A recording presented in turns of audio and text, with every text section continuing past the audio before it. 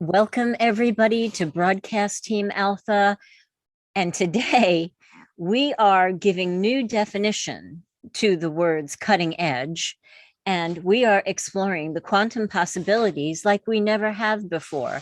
And I am so incredibly honored to be with our guest today. I feel like we are breathing rarefied air. So I'm only going to invite you to connect with us at broadcastteamalpha.com. And I'm going to turn it right over to Augie so he can introduce our amazing guest.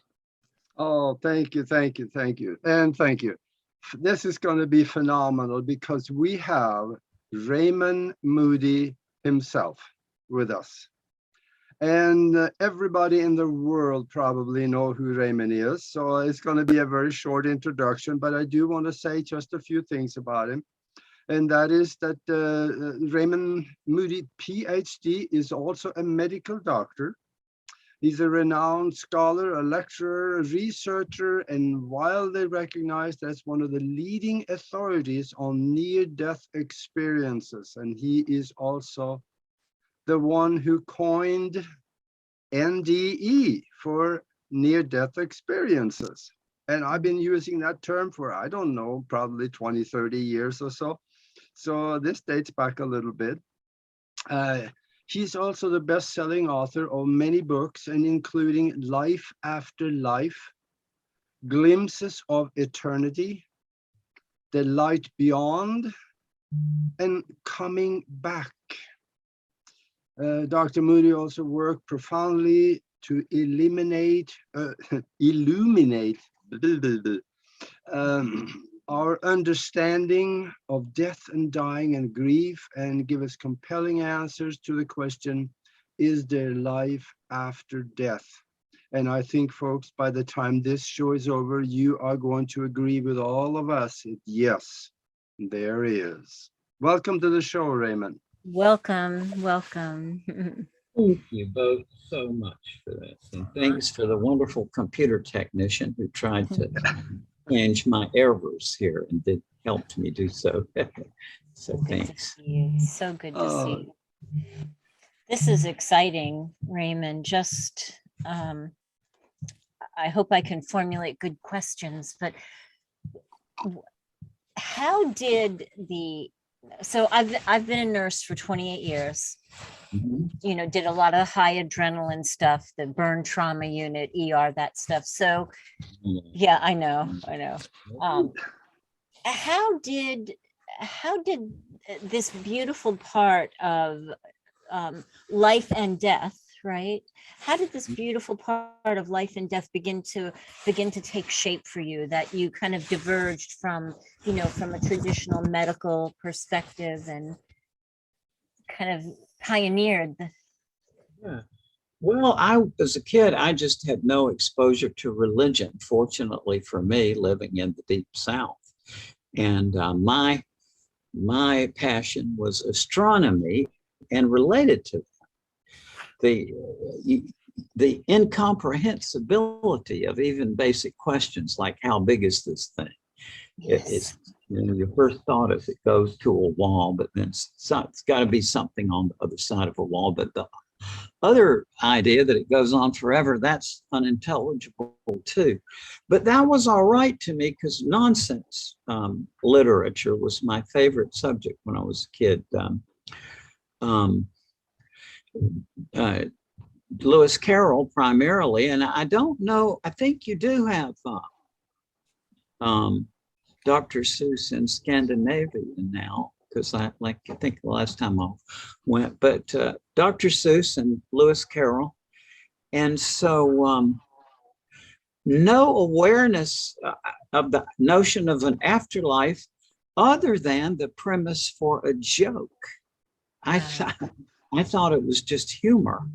And so majored in philosophy at University of Virginia, and just in my first few days at UVA, reading Plato's Republic, I became aware that my hero, who still is, took this question of an afterlife seriously. And at the very end of the Republic, there's this story about a man who was believed dead, resuscitated, and told of this experience. I asked my professor about this. He said that the early Greek philosophers, including not just Plato, but also Democritus, knew of these things and speculated about. And that was just fascinating information to me, but it didn't link in my mind that it might be anything to do with the modern world. But 3 years later, I met an actual person who had such an experience. And the finest guy I ever knew is a professor of psychiatry at the University of Virginia. And that just and then went on. I got my PhD in philosophy, and I was a professor of philosophy for 3 years and heard these experiences all the time from my students and my colleagues. Went on to medical school, and like you, my friend, ended up in a rather stressful occupation, although you must admit too that it has its wonderful aspects. I was a forensic psychiatrist working for the, and which, in terms of stress, all about that. Wow. And this was, getting through the day without being assaulted. But it was fascinating work. But all through this career, I have continued to interview people who had these near-death experiences. And very early in my career, people are scared of new things. It's astonishing to me, but people are so affixed to this form of thinking about near-death experiences that literally goes back to Plato and Democritus. Democritus, the atomist, said, well, this is just the residual biological activity of the body and these experiences, and there's no such thing as a moment of death, he said. Well, now we say, is it real, or is it oxygen deprivation to the brain? And I don't think you can really wean people off of that because, I don't know why it is people are so set in their ways. They want to compute it by a system they know. Yes. The trouble with that is that identically the same experience occurs very commonly to people who are not themselves ill or injured, but who happen to be there as bystanders when somebody else dies. And these people talk about these same things. I got out of my body and I accompanied my dying loved one part way toward this light, or I saw the room filled with light, or saw apparitions of my dying relatives, friends and relatives come in the room as though to escort them away. And even cases, I have numerous cases where the bystanders co-lived the life review. Many people with near-death experiences see their whole life in review. And this is also a finding in people who have this, just happen to be there at the bedside. So I realized a long time ago, in 72 specifically, because one of my own medical school professors told me about this shared death experience she had when her mother was dying, but she herself co-participated. And this is for some reason this hasn't reached the public awareness yet, although I've talked about it. I think my book on the subject was published 20 years ago. But what I think is the difficulty here, is that somebody who tells you a near-death experience, I got out of my body, I went through a tunnel into a light, I saw my deceased relatives, I saw my life pass in review, I returned to my body and came back to life. That's a travel narrative, which is something we're familiar with. Yes. And also it enables us to distance ourselves, right? It's like people say, well, this guy almost died. And see, that's displacing somebody else. With these shared death experiences, which are essentially the same thing, there's no common way of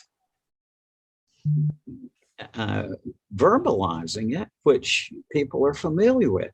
It's it's as though that and a bunch of people standing around a deathbed. It's as though some other dimension of reality comes in and opens up.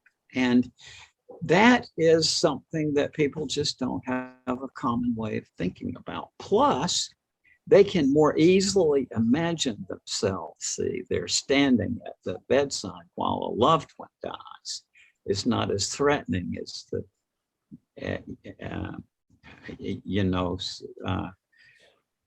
or is more threatening in a way, because you see that the idea that they could be there when this happens, that freaks some people out.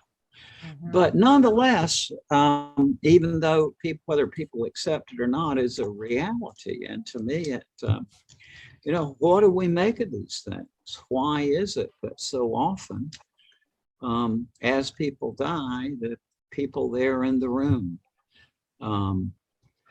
undergo the same experience empathically? And for a long time, I was initially thinking that this had to be someone fairly close to the patient emotionally, but that's not correct. Some years ago, my wife and I got a communication from an ER doctor who was called to the ER to resuscitate a patient he had never laid eyes on before. And as he did, he said this man's entire life came up around him in a sort of panorama. So something is really unusual going on, and I can understand how many people are scared to death about this sort of stuff. I mean, to me, I have always wanted to know what is. I've spent my whole life just trying to figure out what is. But as we all know, there are lots of people out there who want to imagine that they know how it is. And anything that fluffs that illusion is, kind of. Have you had any experiences of your own by being with someone that actually died and then seen something?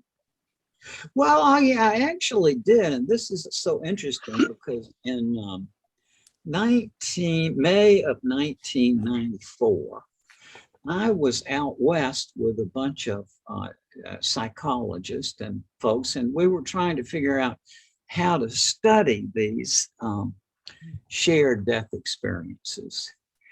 And it happened to be Mother's Day, 1994. And so just after the meeting, called my mom and, say, Happy Mother's Day. How are you doing? And she said, oh, I'm doing fine. She said, and then yesterday, she said, I developed a rash all in my body that my brothers and sisters had taken her to the ER, and the doctor looked it over, and I don't think this is anything significant, but gave her an appointment to see another doctor that following Monday. So on Monday, we all assumed that Mom had a rash, but it'd be okay. But the doctor said, you have non-Hodgkin's lymphoma, and you have 2 days to 2 weeks to live.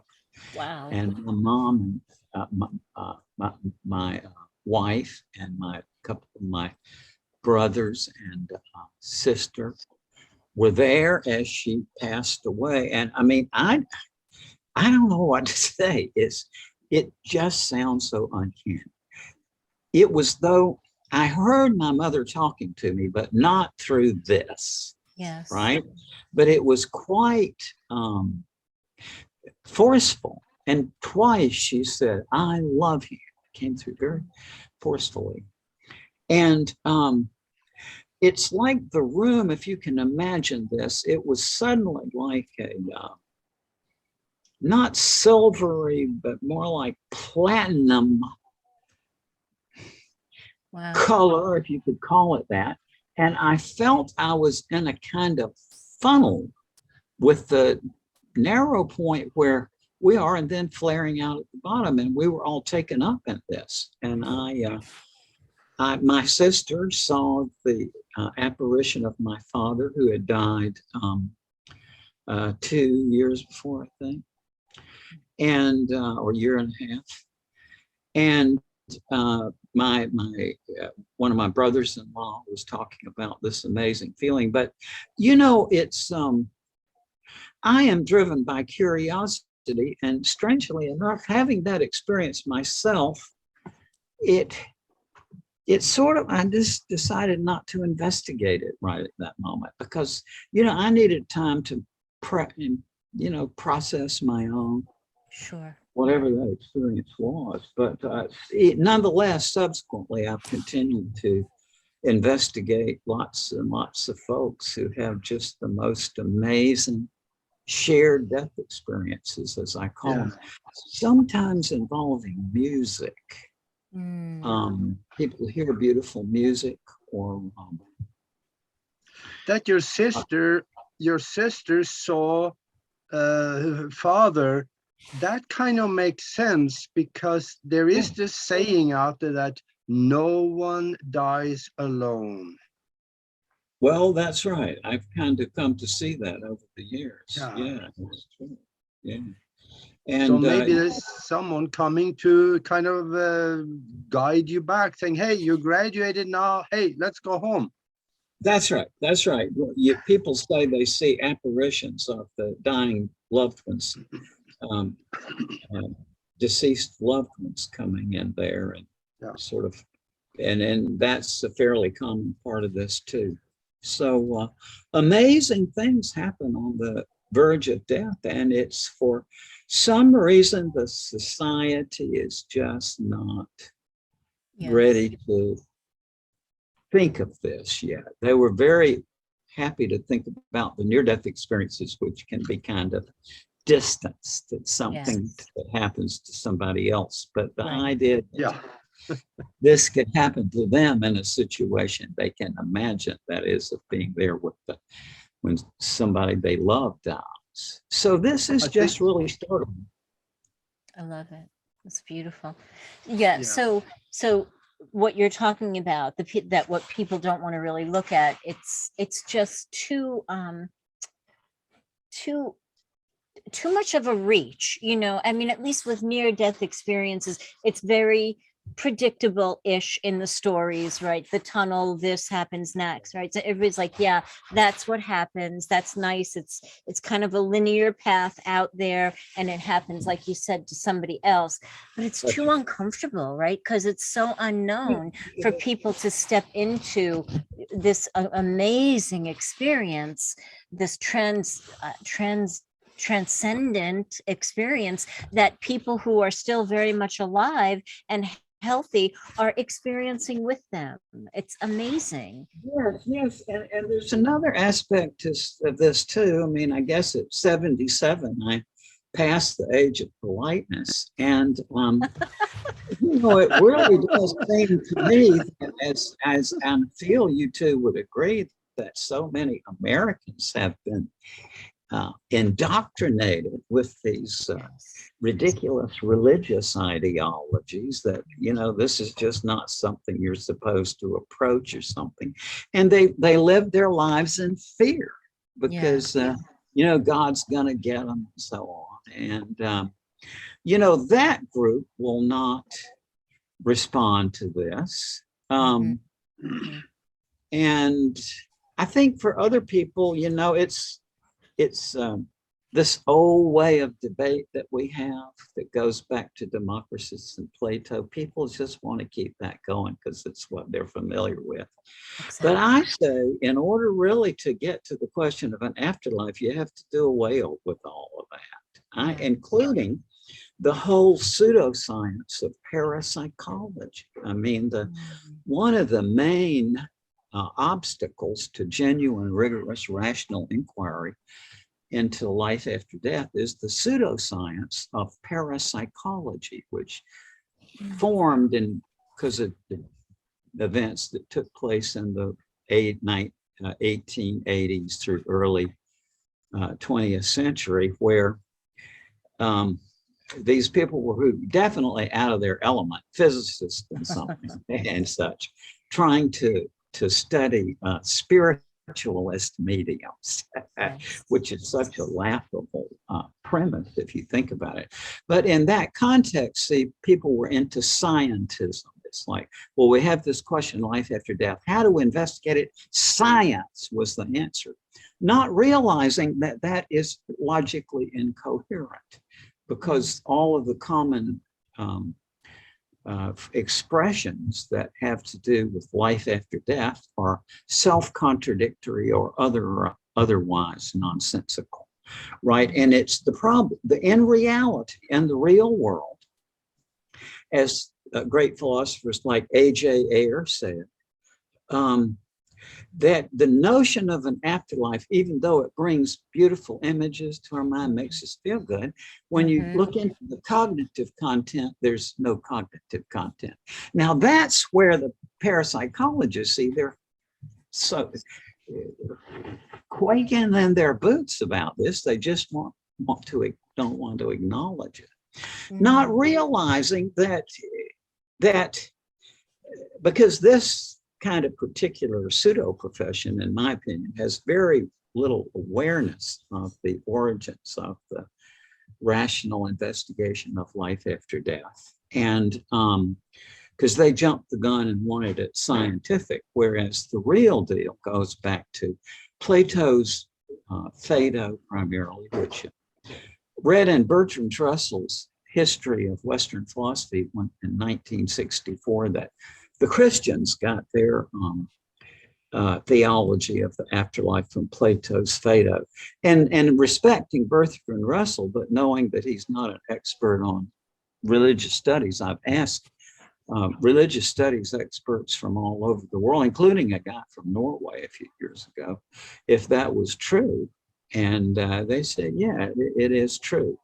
But the fundamental flaw in parapsychological thinking is that if you look at the history of how the notion of logic was framed in the Western world, the whole system of rational thought that was developed over about 280-year period by the ancient Greeks is shot through and through with practices and ideas concerning the afterlife.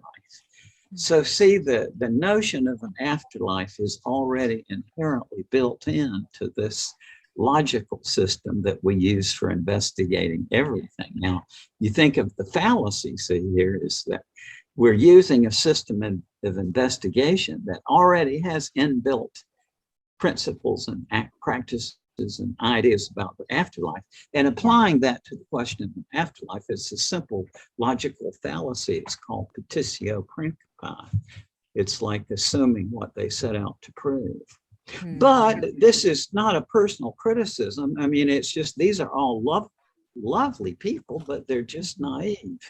And what I say is that the person who really put it most succinctly was my hero, David Hume, 1711 to 1776, who said adequately, and if you listen to this, you see he's absolutely right. He said, by the mere light of reason, it seems difficult to prove the immortality of the soul.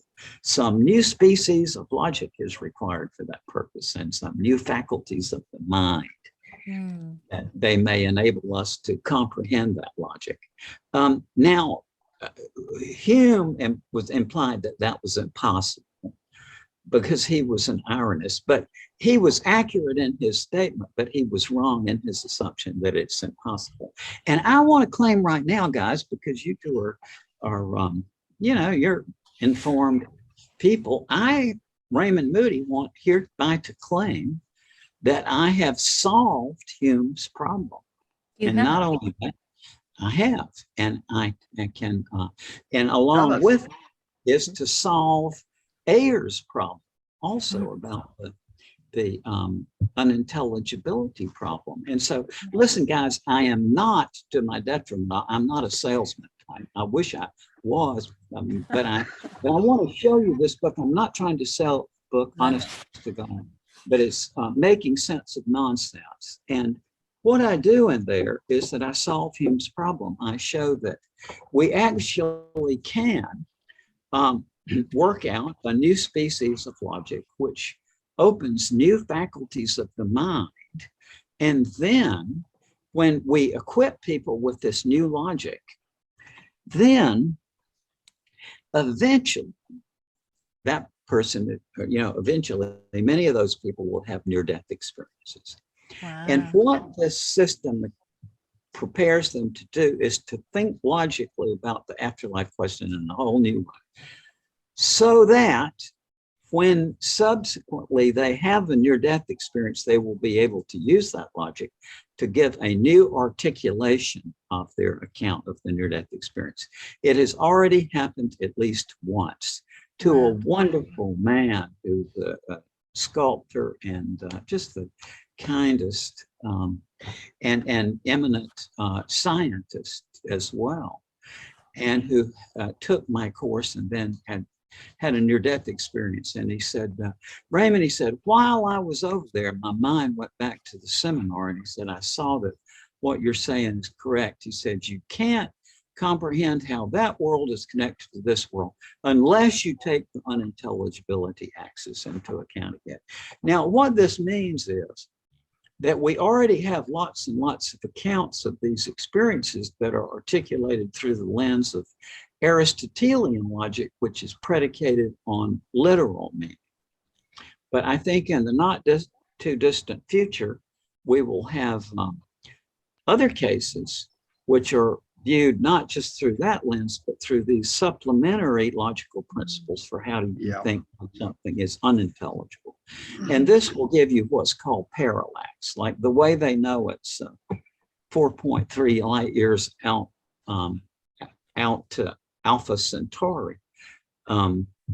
Doesn't have to do with sending a pigeon out there with a odometer on its leg, obviously, but it has to do with by the late 18th century, the measurements were close enough, and they realized it's 186 million miles across the orbit of the Earth around the sun.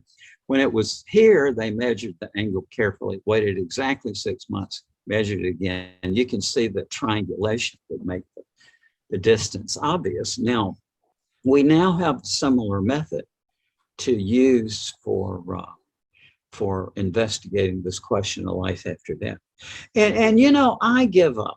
You said, you're talking here with three people who, I give up, right? It's like, I have a good friend whose name is Jeff O'Driscoll, and he's a, well-known ER doctor. And then I have another friend, Jeff Olson, who's a well-known graphic artist. And some years ago, poor Jeff Olson was in a horrific car crash. His leg was smashed off. He had a near-death experience. His wife died in the accident. One of his sons, one of his children, died, and the other one lived. So my friend Jeff O'Driscoll, the ER doctor, had heard about this going on, and he had heard from the nurse that something very peculiar was happening in the operating room. So Jeff O'Driscoll went in there and saw Jeff's body, with all these tubes and such, but saw and conversed with the spirit of Jeff's deceased wife. Wow. And they had a very, very heartfelt communication. And I give that one because that's, a special fondness for these folks, but I just hear this all the time. It's like medical doctors just very frequently empathically co-live the dying experiences of their patients. Mm-hmm. And I think eventually there will come a point where doctors are more open to talking about this. Some are even now. Mm-hmm. But my point is, I give up.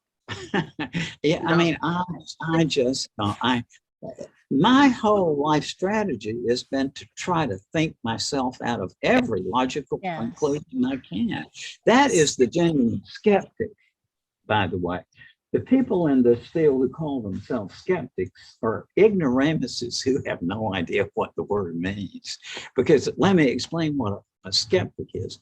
The skeptical movement in philosophy was articulated by Pyrrho, Pyrrho, who lived, say, 20 or 30 years after the death of Aristotle. And Aristotle had codified logic, as a matter of fact, the one we're using right now.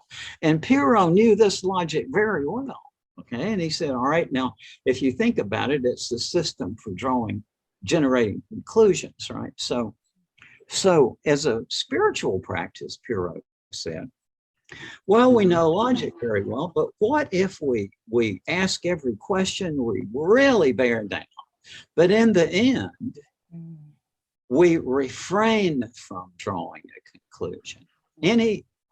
Anybody who can read can find that for themselves by looking into the modes of Pyrrhonism or any kind of book on that, where it clearly says that.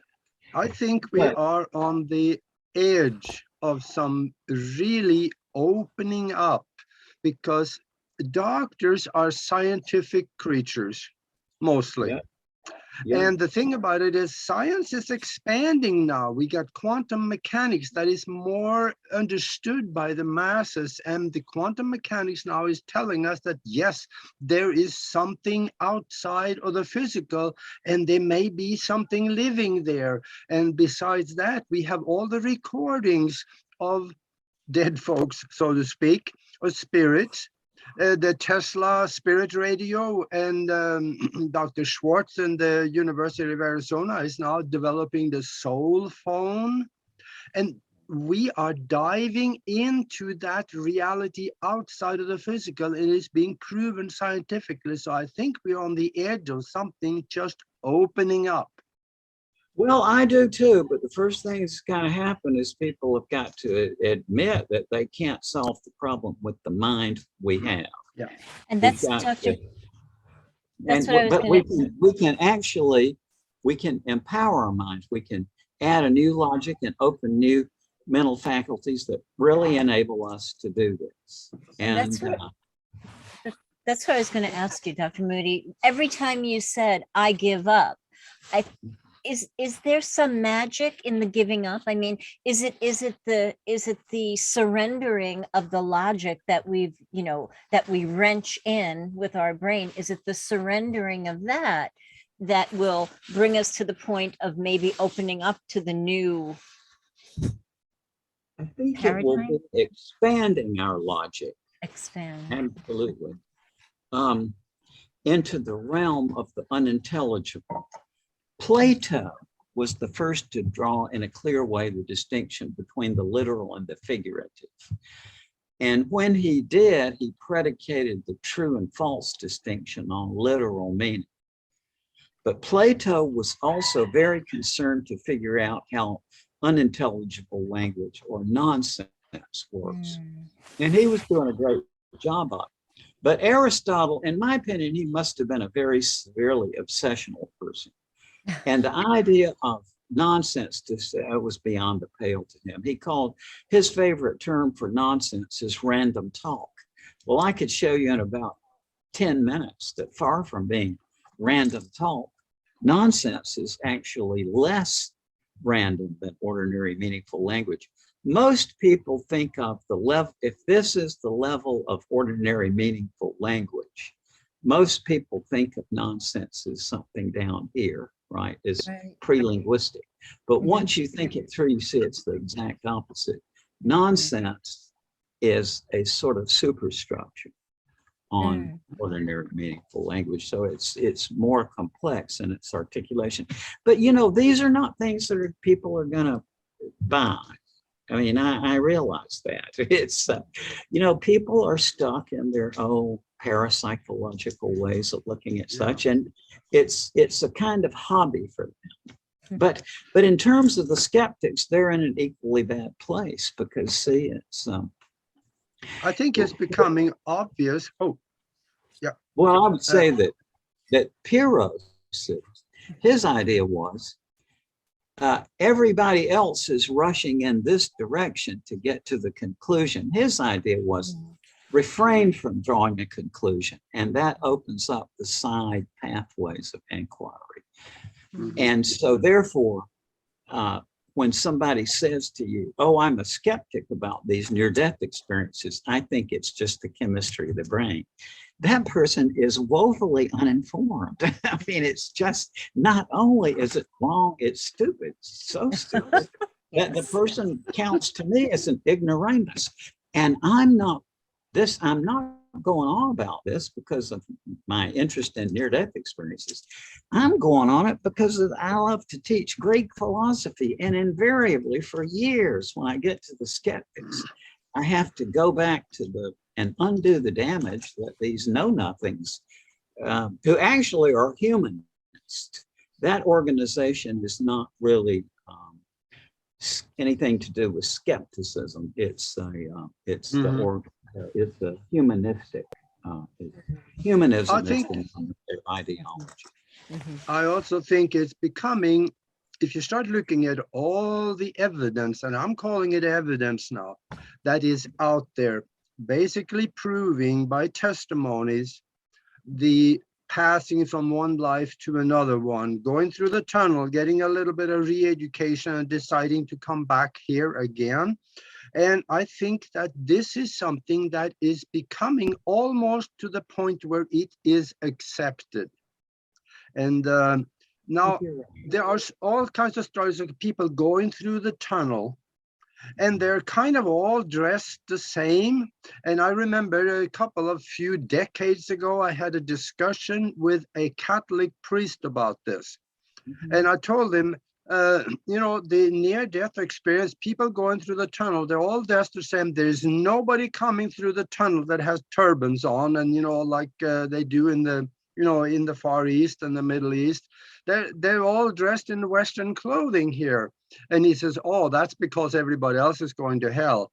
No, because in India and the Middle East, they have also people going through the tunnel, but they are dressed in their way of clothing. So I think doesn't matter. You're going to end up somewhere getting re-educating, and you have a choice whether you want to come back and do something over again or not.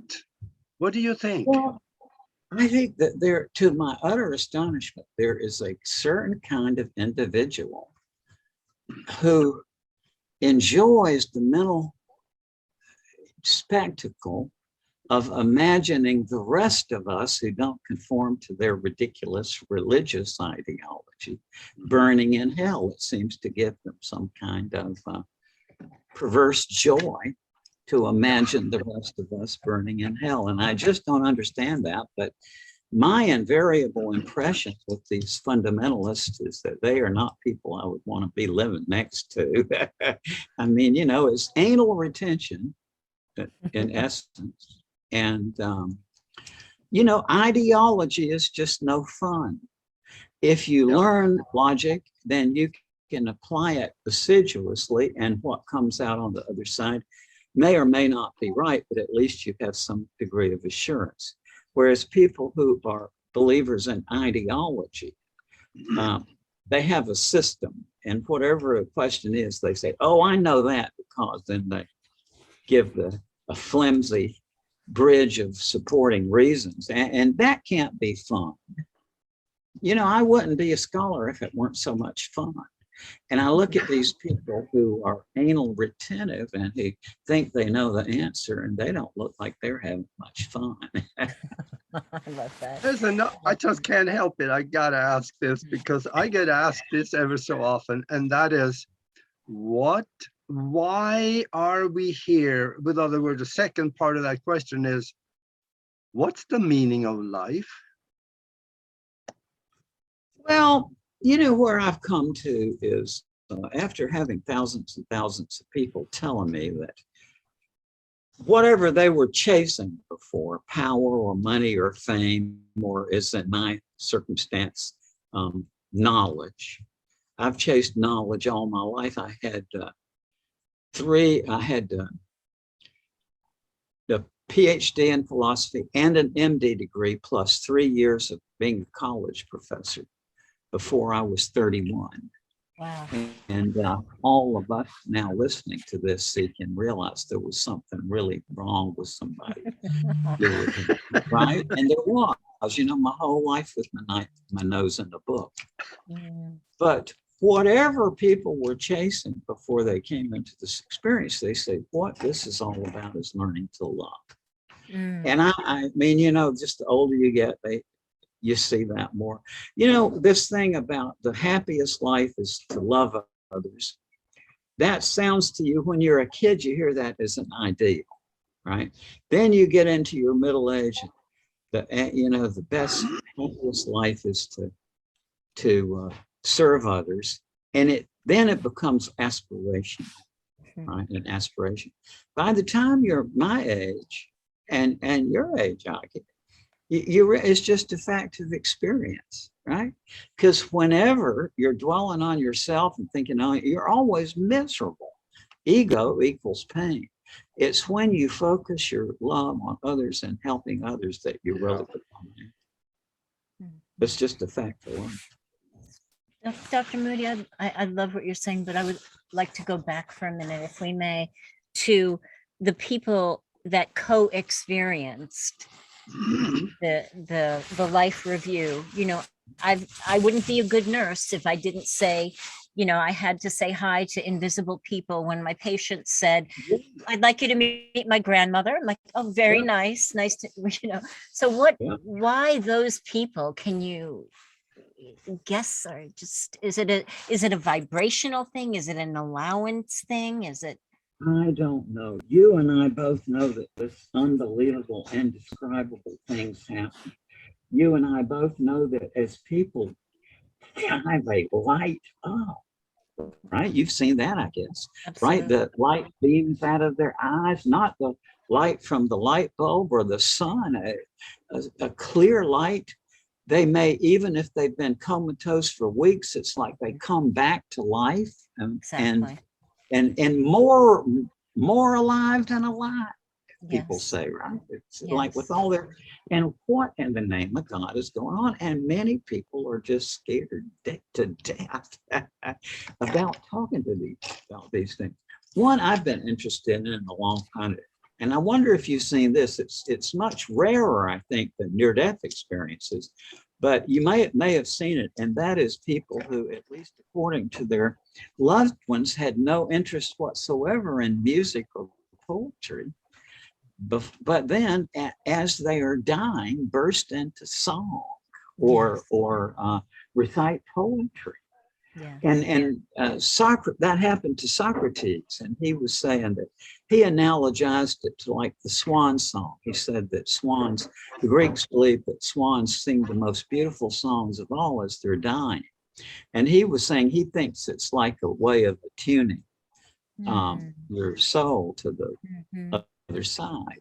And I got to tell you guys, one that I heard the other night. This is just this wonderful young man from Britain was telling me that in the not too distant past, his father died. Okay, and so there was the scene in the hospital room as all the relatives gathered around. They would go in to see him every day, and at one point their father said, let's all sing, I don't know, the Banana Man, right? Like, hey-o, hi-o, daylight comes and we want to go home. Yes. Right? So they would go in every day, and they would have to sing this every day to please Dad, you know, over and over and over this. And so one day the son said to him, he said, well, I guess we should sing, you know, Banana Man. And he said his father developed a very sad look on his face and said, no, we can't sing that song anymore. And the next day they heard in the news that the guy who wrote that song had died. No way. Yeah. Wow. And you know, it's this whole thing of people who sing themselves over has been severely under investigated, perhaps because it's so rare that you know, it's near-death experiences.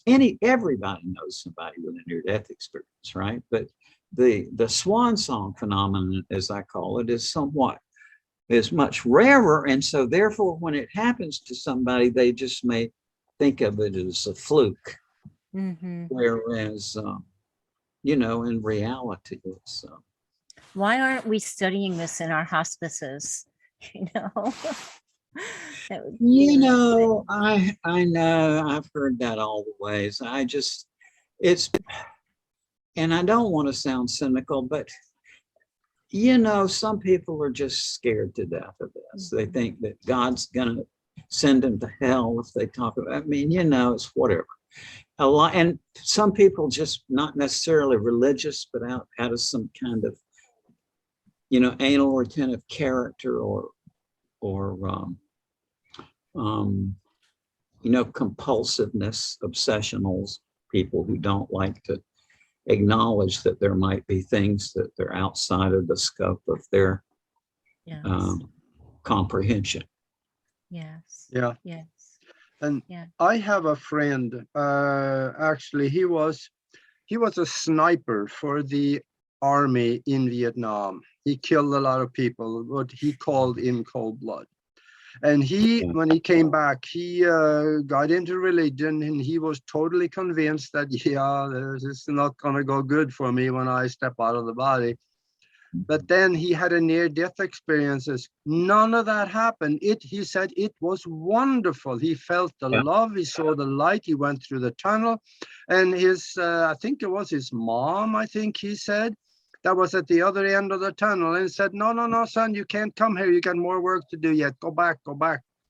Yep. And he came back, and he totally said, all this nasty stuff I did, he says, has no relevance on the spiritual world. That's what I've heard for so many people who had near-death experiences and had to kill somebody in a combat situation. Mm-hmm. And they say that the atmosphere around it is that this was not your choice, that you were forced into this circumstance. Mm-hmm. Yeah. And that's what I'm saying. Oh. Wow, that's amazing. What you were saying before, Dr. Moody, I can't get the memory out of my mind now.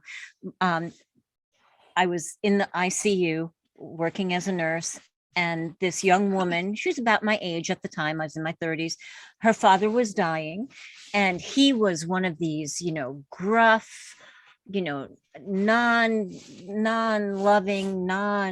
you know, fluffy, non-touchy-feely kind of people. And I was a little worried about her, you know, how she would equalize, you know, his passing.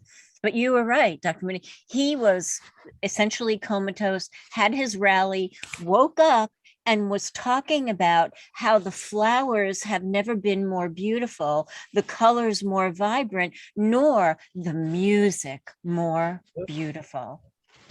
Yep. Amazing. This is a immensely common phenomenon that for anybody who cares to actually investigate and find out whether what you and I are saying is true or not, it's open for them to do it. But there are just so many people who this is just too scary for, you know? Yes. You just can't control it. Is that a control thing again, right? That's right. And also there's not any clear method of investigating. Exactly. Wow, amazing. I think though, I just mentioned the word evidence a little while ago, because when we have the recordings of departed ones on tape recorder after they died physically, they are communicating, and they're coming back through the Tesla spirit radio and talking to people. I just can't help it. I have to call that evidence of something. Well, you know, Augie, I see where you're coming from. And I have a different take on it. And my take may be wrong, see, but the way, number one, you've already seen my incompetence with machinery, right? So So when That's it comes me to too. somebody's spirit phone or something, I'm sorry, that's out of my, I give up. I don't have any rational considerations to bring to that. But on the way through my life perspective on this, I wouldn't call it evidence yet, because, you know, it's kind of, it jumps the gun to call it evidence, because the first question is intelligibility. If something is in, let's say claim P is unintelligible, then so is the claim there is evidence of P. See what I mean? It's like you can't have an evidence of something that is cognitively. So I, just as a logician, I wouldn't use that way talking about it. What I would use to say in my process is that I don't know what else to say. You know, because I've tried and tried and tried to think, because my whole intellectual method is I try to think about every objection I can, and I try to think myself out of every proposition instead of acceding to it. And I finally got, I can't think my way out of this, what seems to me to be that, yeah, there, to my utter astonishment, there is an afterlife.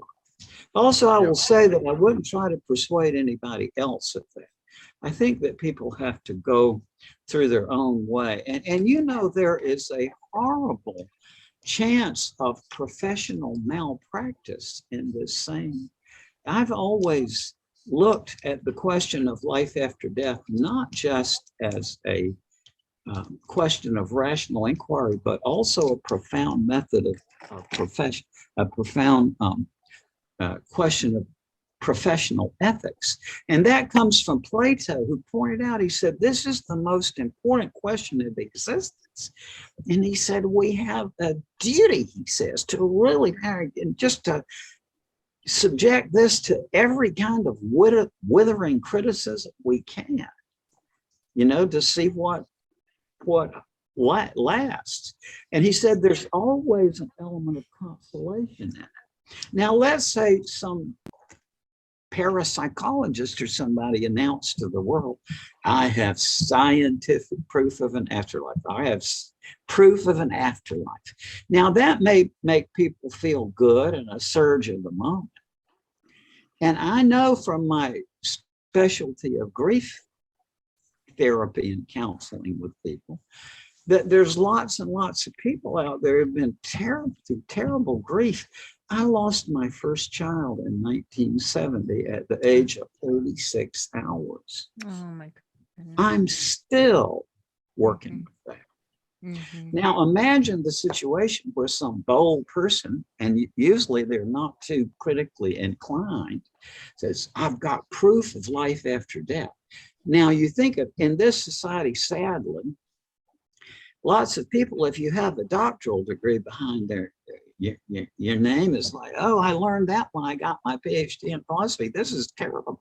You know, but because they can call me Dr. Moody, suddenly it makes my opinions, I mean, it's ridiculous.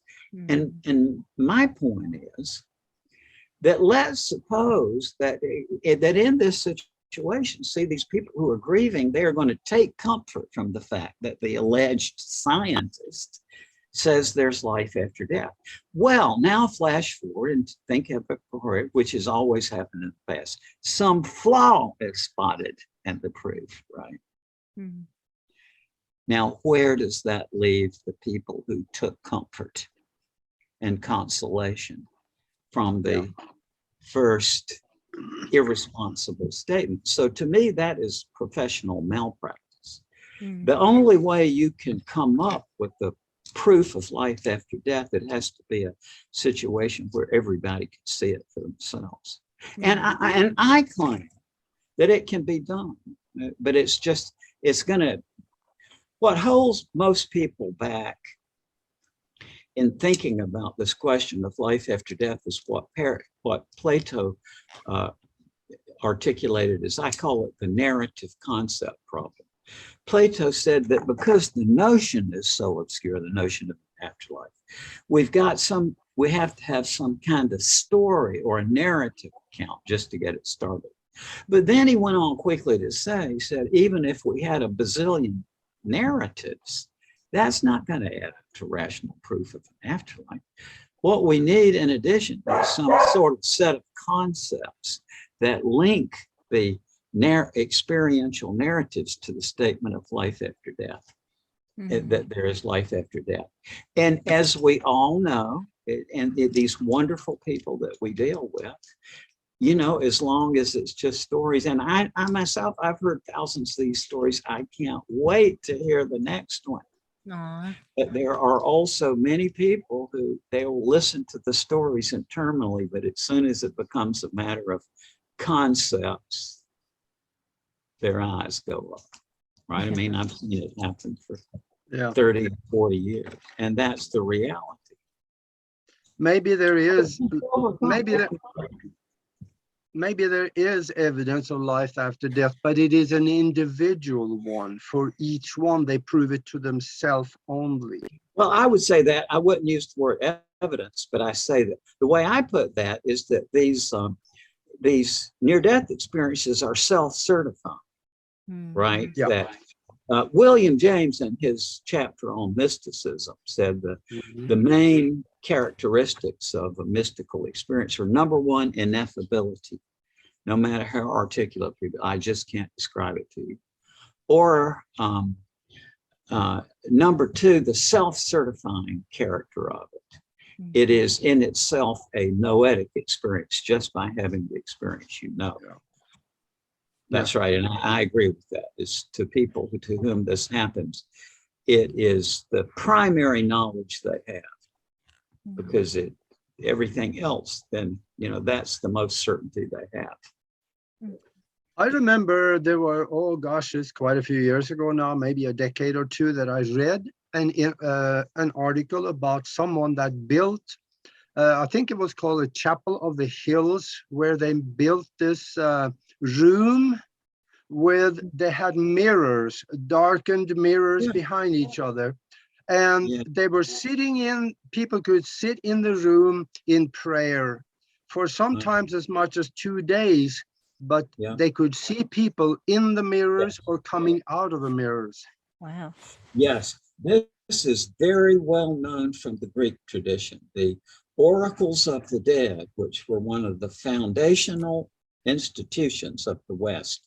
Matter of fact, the early Greek philosophers were associated with people of their time with these oracles of the dead, where people would go and have this experience. And I have replicated it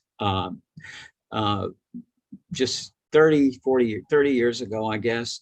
It's like you can actually build a chamber with a mirror, and you go through a process of talking about the loved one who's died and really going into your feelings. And under those circumstances, many people will have, matter of fact, it's about 60% of the people I take through this on the first attempt will say, yeah, I anticipated that if they had any experience, since these were my psychology students and medical and psychological colleagues, that they would say, yeah, I saw this image, it looked like my grandma, but was it real? I don't know. Whereas in fact, people interpret this to be a real event. And this has been known all through history. There are multiple societies all over the world where this was done as a common practice. And it's part and parcel of the Western intellectual tradition. Actually, you can't conceive how the logic that we have developed, for example, unless you see the roles of these oracles of the dead and the process.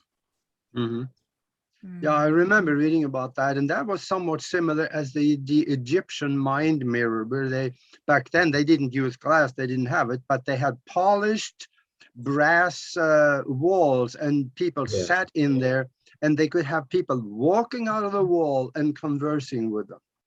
Yeah, that's what happened in my place. Some people say that they feel their consciousness goes into the mirror, and that's where the others people say that the apparitions emerge from the mirror and come into the room. Anybody can set this up, and it was actually well known in Britain and the United States, as I know from iconography I've collected. This was a common folk practice in the US and Britain up till about 1915, and then it dropped out. And my suspicion is what happened, it went out about the same time as the radio came in. And yet in the Victorian times, see, people would interact together in the living room, and they would have these experiences where with the radio, everybody's listening, and then the TV. So that took out that folk practice. Mm-hmm. Wow. So, Dr. Moody, with your incredible life and study and knowledge, and during this time in the world where a lot of people are afraid of a lot of things, what would you offer them to maybe comfort them right now? Is there anything you would say to us? Well, yeah, for those of us who are worried about death, I say that if you want to put yourself on an intellectual process of trying to figure this out, you can reach a state of your mind where you see whole new ways of investigating the afterlife question. Absolutely, that is a reality. And yeah, that there are, I would say, David Hume's problem has been solved. I have solved it. But I also want to say, I'm not saying that to pat myself on the back or to start a new belief system. What I'm saying is, please try to refute me. I've given this manuscript years ago, I gave it to 14 of the most brilliant people I know, none of whom had any interest in life after death. They were a professor of the director of engineering research, an astronomer, and astrophysicists, psychology professors, logic professors, business professors. All of them said that, this is valid. And so what I'm asking, is please, folks, try to find the flaw in this, because if there is no flaw, then the reality is we can actually expand our mind to think about life after life and life after death in an entirely new way that opens up actual, rigorous, rational pathways toward trying to prove it. It's amazing. And the reason I'm asking to refute me, see, that's what philosophers do. When I put something out there, I'm not saying, believe me, believe me, believe me. I'm saying, put your most rigorous mind to this and try to find out a flaw in it. Because if you can, then I myself am brought closer to the truth by seeing my mistake. Or on the other hand, if you go through it very analytically and you can't find any flaw in it, then that gives me some more confidence that I'm on the right road. But eventually this will come to light, because it's actual, it's something everybody can. But it's not story listening. It's not listening to stories. It's thinking about concepts, and that puts many people off. Yeah. Amazing. Dr. Moody, where can people find your book? Are they on Amazon, or do you have a website? I think it's the book is called Making Sense of Nonsense, and it was published by Llewellyn, Llewellyn Publishers, about a year and a half ago. And I'm sure it's on Amazon, or you could order it also from Llewellyn. Perfect. And let me know what you think. Because if I've made a mistake, I want to find out about it. But if I haven't, then there's a whole new way of looking into afterlife that doesn't involve pseudoscience or professional malpractice, because people have to go through this and make up their own minds about it. It's not the expert professor putting out the wisdom to the presumably ignorant and receptive audience. Yes, amazing. Yeah. But I You have two a are really, I'm sorry. I have a favorite question that I really would like to ask you. If Yeah. you could speak to the whole world and the whole world was listening, what would you tell them?